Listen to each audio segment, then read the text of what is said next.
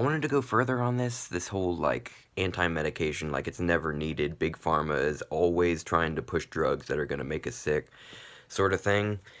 And I'll just give an example. I have not lived this. I've had similar things, but like, this is an example just an example that I thought of. Let's just say someone is caught trying to kill himself, and he tells them, well, the reason I did this is because I'm trying to prevent the second coming of Jesus, right? Or of, here comes the Antichrist, here comes Jesus to resurrect, to save us all and lift us up and everything, right? Chances are that person needs a lot more than sunlight. He probably needs medication, and he probably needs people to talk to and stuff. Now, I will say, well, first let me say, I'm very lucky. I have a job that brings me great joy. I get to listen to music that I like and drive around. I get enough sleep for the most part, like all the time now. I'm getting like plenty of sleep now, and I wasn't for a while. That's another thing with certain sleep disorders. Sometimes you need, herbs or medication for that too, and that's valid. Sometimes it doesn't go away. Some people have serious insomnia and stuff. But yeah, like, I've been doing well. I'm eating clean foods. I'm eating well and everything. That's the lucky part. I'm able to do that. The unlucky part is that that doesn't prevent the symptoms that my medication helps prevent, right? And I acknowledge there are certain people, sometimes somebody starts a medication and finds out I didn't need this. I never needed this. And that also happens. But the truth is, there are plenty of things, like plenty of neurological and otherwise things that just, they're going to help you survive, or they're going to make you feel better. They're going to make things easier, right? Like, and I also think about my pets too. There's me with schizophrenia, and yes, paranoid schizophrenia, that is off. If you look into it, if you do some research, I'm thinking of getting maybe some memoirs. I was like, oh, I'm never going to get into memoirs because it's like, I don't like that kind of like drama. Let's talk about our difficult lives. But I'm thinking about it. Just with schizophrenia, just to be like some interesting stuff to just hear people's issues and stuff.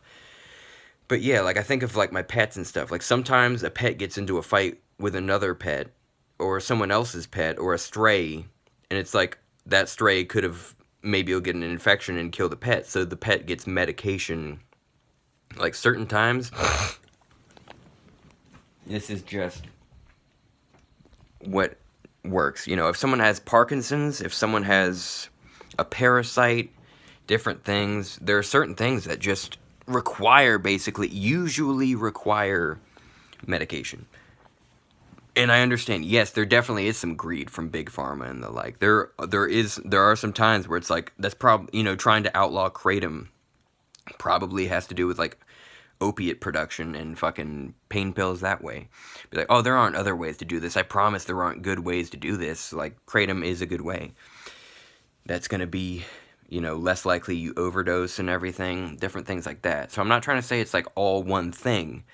That's the big part of it. There's so much that goes into these things. But I promise you, paranoid schizophrenia, so many things, oftentimes for people like me, for all sorts of different people, the benefits far outweigh the side effects. There are certain medications that have serious side effects depending on what disease you have, and I recognize that.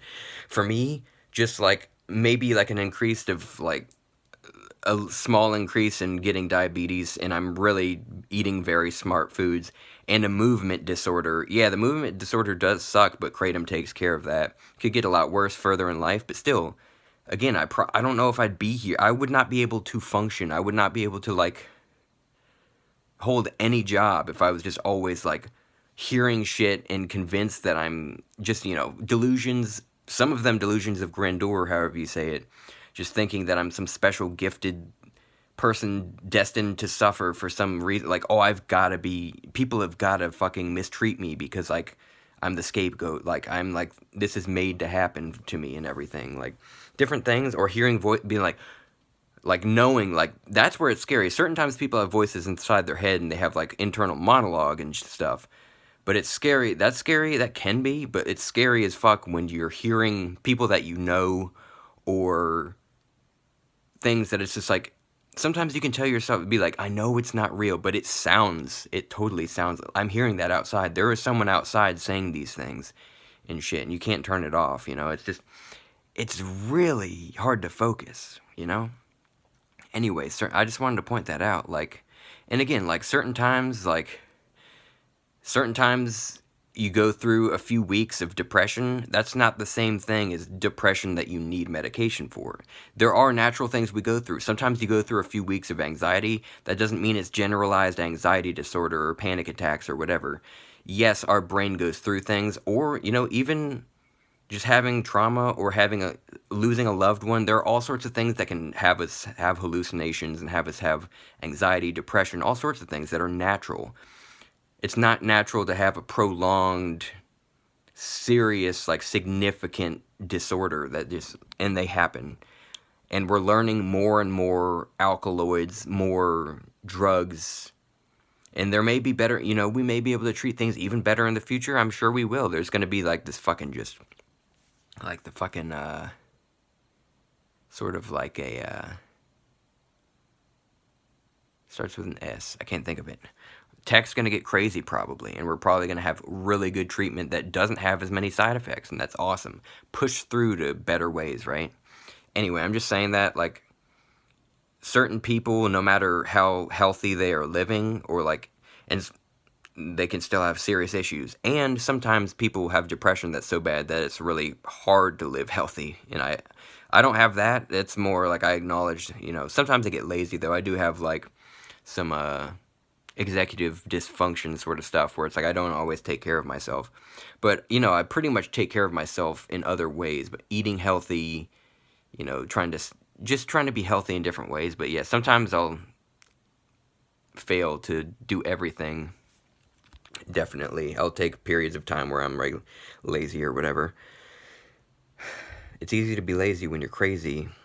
Anyway, yeah, I'm just saying this is totally truth. And like, if it's not, it doesn't make sense, like, especially if you haven't lived it or read about it, it's just wrong. It's not free thinking. It's just incorrect thinking to say that schizophrenia never needs medication. That is a serious claim. And we've seen lives turned around and everything. Sometimes some of the medications really can fuck with you. Some of them don't, you know? And there will be more to come, and we'll learn about them. And not every chemist is a demon trying to get you to be hooked on healthcare, you know?